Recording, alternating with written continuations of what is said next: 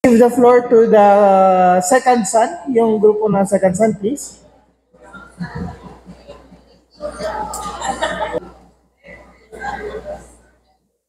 Ay hapon mga kaigsunan. Po nagtulod lanay mi kay bintot-bintot mi. Unya ako gid mo natudloan kay ako daw ang kinamanghuran. Kay sa senior citizen man ko na grupo. So wa gid ko mahimo ani mga kaigsunan. Tuman ra gid ko ani. Kay basin mo mahimo ko nga sikansan. Kay ang sikansan mga kaigsunan, ang una nga pangutana kinsa man ni nagrepresentar katuning mga tao mga kaigsunan nga nasod sa iglesia nga maayo lang jud kay mo tando.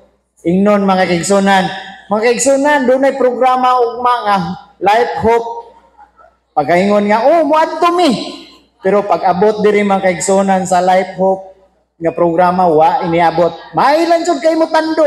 Mga kaigsunan moadto ta ni kay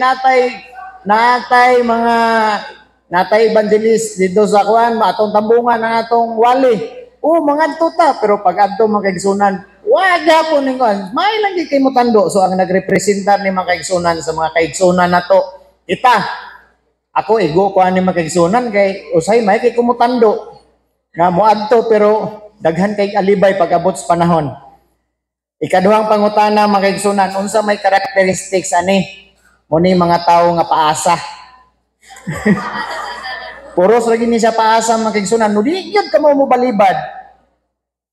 Pagingon nga moadto ka, kuyog ta, ana ra gini, wa gini siya balibad pero way tuman. Sige lang way tuman. Ikatulong nga mga pangutana mga kaigsunan. Who are they in the last days? Insa daw ni sa mga kaigsunan. Kita dinhi sulod sa iglesia. Gisugo ta mga kaigsunan, panlakaw kamo. Pero unsa may atong gihimo mga kaigsunan, nanlakaw ta pero para sa atong kagalingon, wala ta nituman sa gingon sa Ginoo nga isangyaw ang maayong balita. Igo ra kita nilakaw. Pero ang atong gituman mga kaigsunan, ang atong kagalingon, ang pag-ebanghelyo wa nato natuman. Busa mga kaigsunan, hinaot nga ato ning hinuklogan ning sikansan.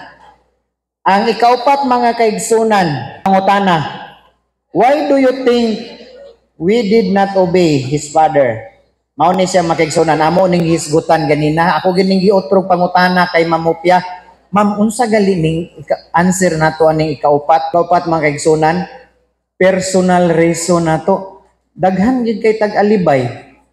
Nganong nga wala siya ning kuan, igura mo tando pero daghan kay siya rason sa iyang kaugalingon. Na ako'y negosyo dito, na ako'y ka-meeting dito. Mao nang wala ko nakaadto anang atong program.